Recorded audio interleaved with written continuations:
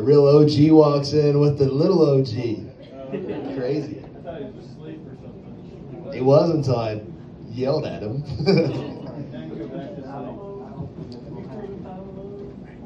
I don't know if you guys knew this, but we just had a presidential election. Anybody happy with that? Anybody sad for that? Everybody think we're going to the toilet? Well, just read a study that over 2,000 people committed suicide once they found out that Trump won. I know, it's bad. The left is so for abortion, they're going ahead and taking their own lives without their mother's consent already. So,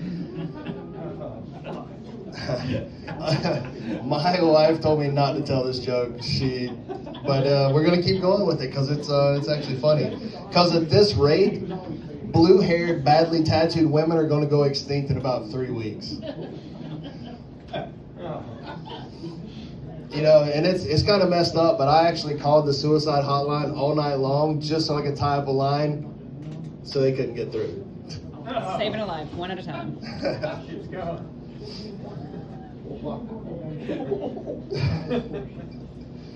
So guys do a challenge in November called No Nut November. So you can't jerk off, you can't have sex, and you can't have any of that stuff. You just can't ejaculate. So it's No Nut November. It used to be No Shave November, but they keep stepping the game up. I think by November 1st, 8:30 a.m., I'd already disqualified myself twice. So next year maybe. So we're looking at Don't Change Shit December. I'm 100% on that one. I'm solid pro. So we got this weird scenario now, the 4B movement, where women are shaving their heads and refusing to have sex or children with their husbands and or lovers. That's strange because, I could say that I make shit sandwiches, but if nobody's buying them and I say I stop making them, it's not going to make a difference in the market. So,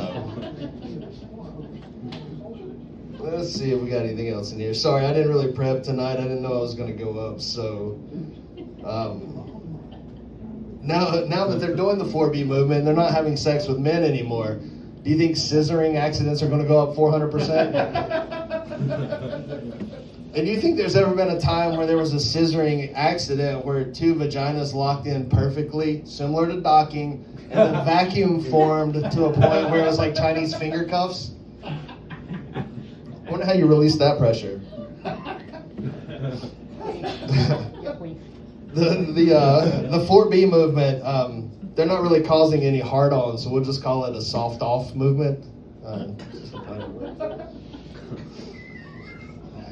I once dated a girl that had imperfect teeth, and the best insult I've ever heard about someone came from overhearing somebody talking shit about that girl. She said that girl bit into a piece of bread and it spelled Jesus. That's just funny. Let's see what we got here. There was a joke that I had written. It's forever ago. It's a tiny joke. It's and I couldn't remember what the joke was, so I wrote down the notes, and it said, "Pocket pussy, cargo shorts." And I could not get the association, but if you think about it, most of the guys that wear cargo shorts are most likely the guys that need pocket pussies, and they have their little spots for them. Let's see. Sorry, like I said, I didn't have this prep. So this is one that I wrote a long time ago, and I really haven't done it on stage yet. But as a young man, you grow up, pretty much you want to stick your wiener in anything. You'll have sex with anything that gives you the opportunity when you're younger, and just most of the time when you're older, especially if you're drunk. But you stick it in anything that you possibly can for practice, and it doesn't bother you. The most terrifying thing that happens to a man, however, is if you sit on the toilet seat and your dick touches the toilet seat. If your dick touches the toilet seat, that is the most fearful thing that ever happens. You grab that bad boy in like a tourniquet and hope that whatever critters were on that seat do not climb up in that bad boy. It is the most terrifying experience. Let's see if we can get through a couple funny ones here. Again, sorry for the hold up there. we'll tell a couple since you guys are new here. Are you guys familiar with the Trans-Siberian Orchestra? Have you guys ever heard them play before? Not live, but yeah. Okay. So the Trans-Siberian Orchestra, around Christmas time, they do shows in this area, and a lot of people go. They do great music. So my buddy Joe calls me up, and he's like, "Hey man, did you know there's an entire orchestra made of trans people?" I said, "Bro, I don't think they're trans. I don't even think they're Siberian. And right now, those lying bastards, I'm pretty sure they're not even an orchestra." It's like, maybe it's in the name. Maybe they're just an American band that identifies as a Siberian orchestra.